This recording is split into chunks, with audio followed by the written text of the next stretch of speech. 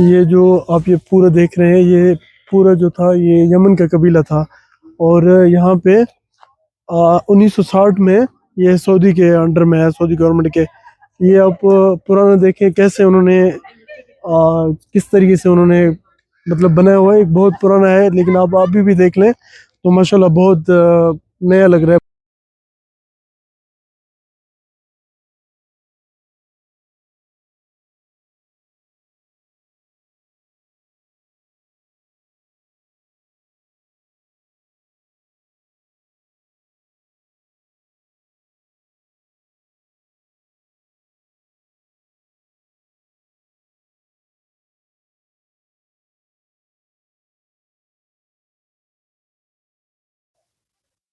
Sir अस्सलाम वालेकुम sir, बहुत शुक्रिया आपका टाइम देने का। वालेकुम सर पहली अस्सलाम। बात तो ये कि इस जगह का नाम क्या है, और दूसरी बात ये कि इसकी हिस्ट्री तारीख क्या है।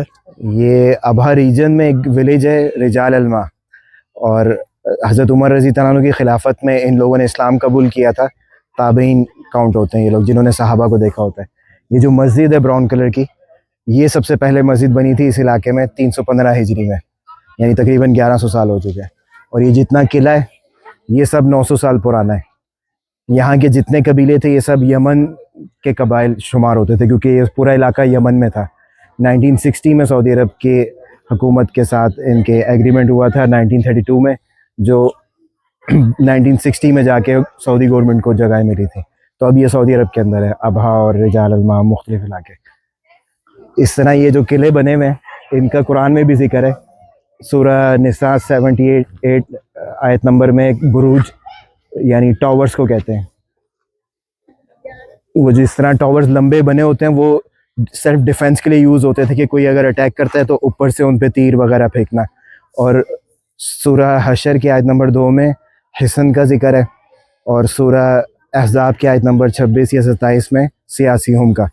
हिसन जो है वो ये 2-3 फ्लोर का जो घर बने होते हैं टावर के साथ, जिसमें लोग रहा करते थे, उसे कहते हैं कि मजबूत किले, और सियासी हम भी उसे बोलते हैं। तो कुरान के अंदर 3 जगह इन किलों के बारे में जिक्र है।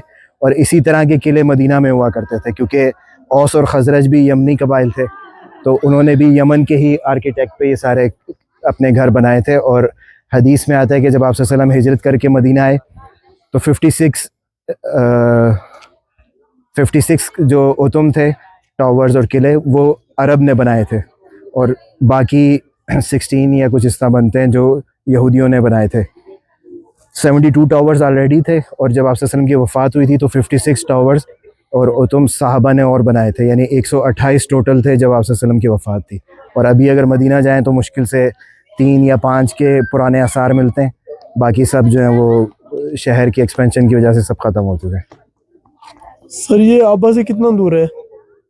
अबहा पीछे जो पहाड़ हैं जबल सूदा, और वो उनके ऊपर अबहा है। ये उसके नीचे तकरीबन पहाड़ से नीचे उतरना होता है, 30-40 किलोमीटर होगा तकरीबन रफली। सर ये काफी लोग जो हैं वो अलबहा और आबा को सेम मिक्स, समझते हैं। सेम मैं भी समझते हैं। पहले समझता था। अलबाहा जो है वो मक्का जद्दा से तकरीबन 400 किलोमीटर है, 370-400। और ये अबहा जो है ये 650 से 700 किलोमीटर है।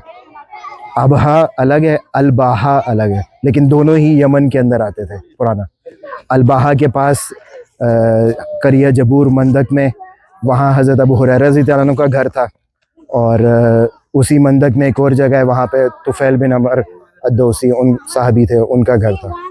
यानी हज़रत अबू हुरैरा अलबाहा से थे, और अबहा से जो साहबी थे उनका नाम था सुर्द बिन अब्दुल्ला अज़दी। ये इस्लाम इन्होंने कबूल पहले किया था। उनका किला, उनकी कब्र अभी भी अबहा शहर में ऊपर है। और ये लोगों ने जो ताबीन थे यहाँ के हज़रत उमर की खिलाफत में, ये लोग यहाँ से पूरा सफ़र करके मदीना गए, और मदीना से मुसलमान जो फ़ौज थी उनके साथ शामिल होके कादसिया ईरान में जंग लड़ने गए थे, जब ईरान को फ़तह किया था हज़रत उमर रज़ी अल्लाह अन्हु की खिलाफत में।